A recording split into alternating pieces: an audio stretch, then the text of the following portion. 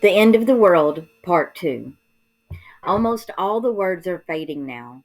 The black book is disintegrating under the weight of my travels. That's another reason for telling this story. What did we say earlier? Say something enough times, and you never forget it. Also, I can tell you what happened after the book thief's words had stopped, and how I came to know her story in the first place. Like this. Picture yourself walking down Himmel Street in the dark. Your hair is getting wet, and the air pressure is on the verge of drastic change. The first bomb hits Tommy Mueller's apartment block. His face twitches innocently in his sleep, and I kneel at his bed. Next, his sister Christina's feet are sticking out from under the blanket. They match the hopscotch footprints on the street, her little toes. Their mother sleeps a few feet away. 4 cigarettes sit disfigured in her ashtray, and the roofless ceiling is hot plate red. Himmel Street is burning. The sirens begin to howl. Too late now, I whispered, for that little exercise, because everyone had been fooled and fooled again. First up, the Allies had feigned a raid on Munich in order to strike at Stuttgart. But next, 10 planes had remained. Oh, there were warnings, all right. In Molking, they came with bombs. A roll of call of streets. Munich, Ellenberg, Johansen, Himmel. The main street plus 3 more in the poorer part of town. In the space of a few minutes, all of them were gone. A church was chopped down.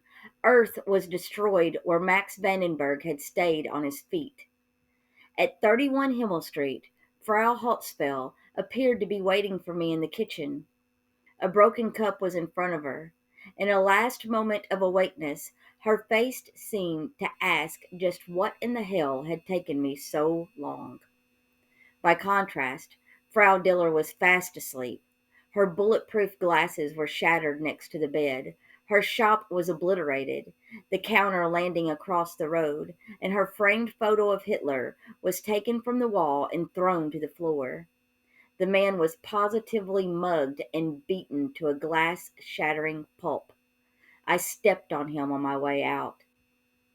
The fiddlers were all organized, all in bed, all covered. Fifkus was hidden up to his nose. At the Steiners, I ran my fingers through Barbara's lovely combed hair. I took the serious look from Kurt's serious sleeping face, and one by one I kissed the smaller ones good night. Then Rudy. Oh, crucified Christ, Rudy. He lay in bed with one of his sisters. She must have kicked him or muscled her way into the majority of the bed space, because he was on the very edge with his arm around her. The boy slept. His candle-lit hair ignited the bed, and I picked both him and Bettina up with their souls still in the blanket. If nothing else, they died fast, and they were warm. The boy from the plane, I thought, the one with the teddy bear. Where was Rudy's comfort? Where was someone to alleviate this robbery of his life? Who was there to soothe him as his life's rug was snatched from under his sleeping feet? No one. There was only me. And I'm not too great at that sort of comforting thing, especially when my hands are cold and the bed is warm. I carried him softly through the broken street, with one salty eye and a heavy, deathly heart. With him, I tried a little harder. I watched the contents of his soul for a moment and saw a black painted boy calling the name Jesse Owens as he ran through an imaginary tape. I saw him hip deep in some icy water, chasing a book. And I saw a boy lying in bed, imagining how a kiss would taste from his glorious next door neighbor. He does something to me, that boy, every time. It's his only detriment. He steps on my heart. He makes me cry. Lastly, the Hubermans. Hans, Papa. He was tall in the bed, and I could see the silver through his eyelids. His soul sat up. It met me. Those kinds of souls always do. The best ones. The ones who rise up and say, I know who you are and I am ready. Not that I want to go, of course, but I will come.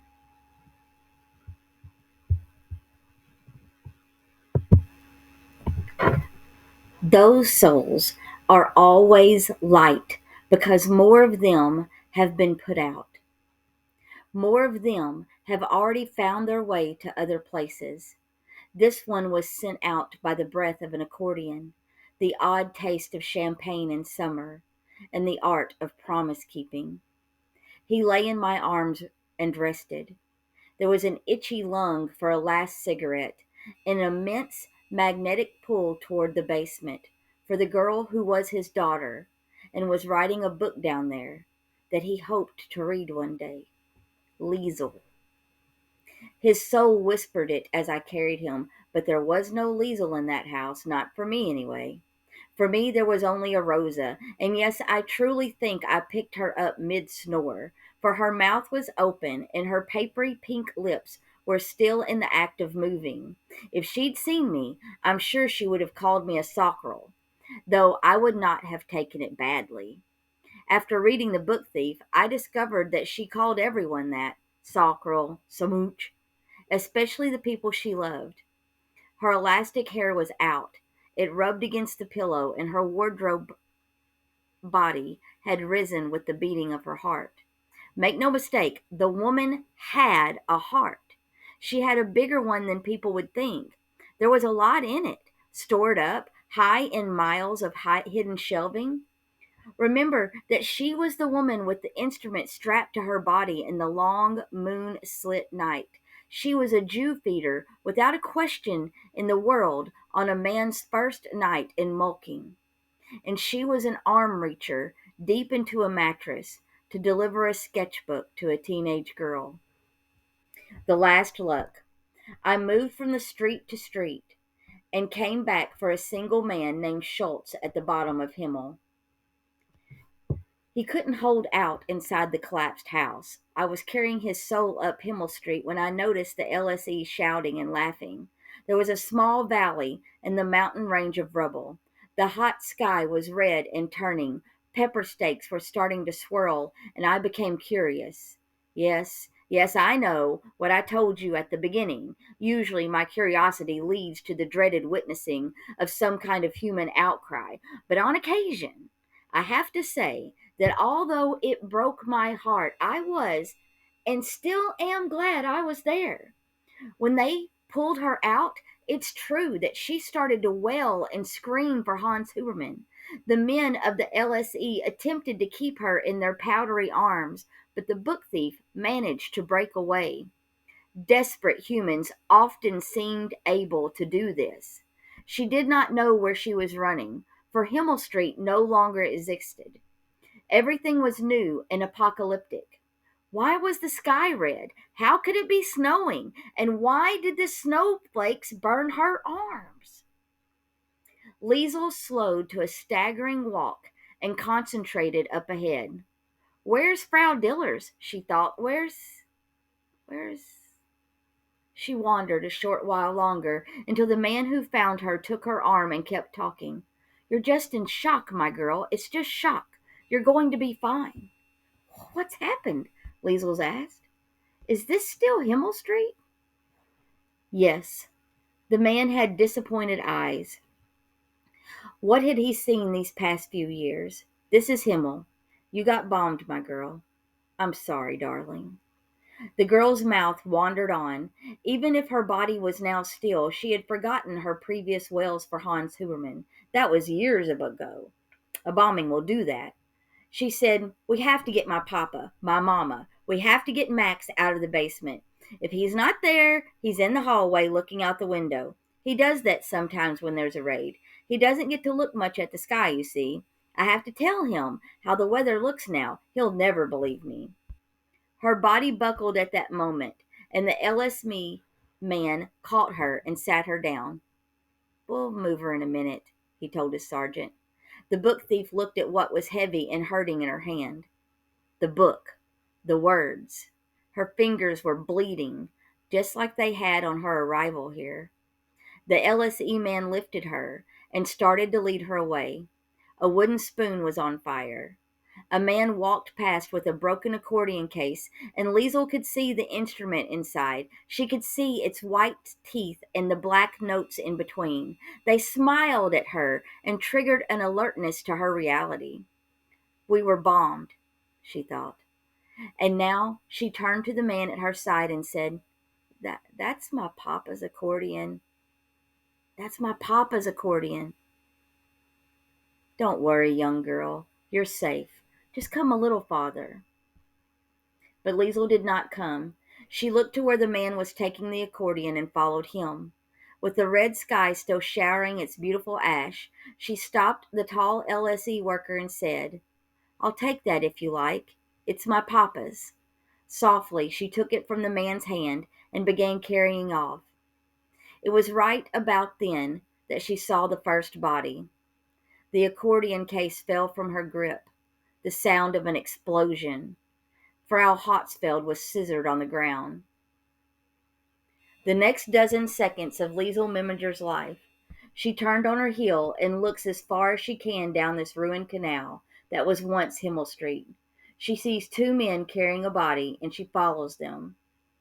When she saw the rest of them, Liesel coughed. She listened momentarily as a man told the others that they had found one of the bodies in pieces in one of the maple trees. They were shocked pajamas and torn faces. It was the boy's hair she saw first. Rudy. She did more than mouth the word now. Rudy! He lay with yellow hair and closed eyes, and the book thief ran toward him and fell down. She dropped the black book. Rudy! She sobbed. Wake up! She grabbed him by his shirt and gave him the slightest disbelieving shake. Wake up, Rudy! And now, as the sky went on heating and showering ash, Liesel, holding Rudy Steiner's shirt by the front. Rudy, please! The tears grappled with her face. Rudy, please, wake up, goddammit, wake up! I love you! Come on, Rudy! Come on, Jesse Owens! Don't you know I love you? Wake up! Wake up! Wake up! But nothing cared. The rubble just climbed higher. Concrete hills with caps of red. A beautiful, tear-stomped girl shaking the dead. Come on, Jesse Owens! But the boy did not wake. In disbelief, Liesel buried her head into Rudy's chest. She held his limp body, trying to keep him from lolling back until she needed to return him to the butchered ground. She did it gently. Slow, slow. God, Rudy! She leaned down and looked at his lifeless face, and Liesel kissed her best friend, Rudy Steiner, soft and true on his lips. He tasted dusty and sweet. He tasted like regret in the shadows of trees and in the glow of the anarchist soup collection. She kissed him long and soft, and when she pulled herself away, she touched his mouth with her fingers. Her hands were trembling, her lips were fleshy, and she leaned in once more, this time losing control and misjudging it. Their teeth collided on the demolished world of Himmel Street.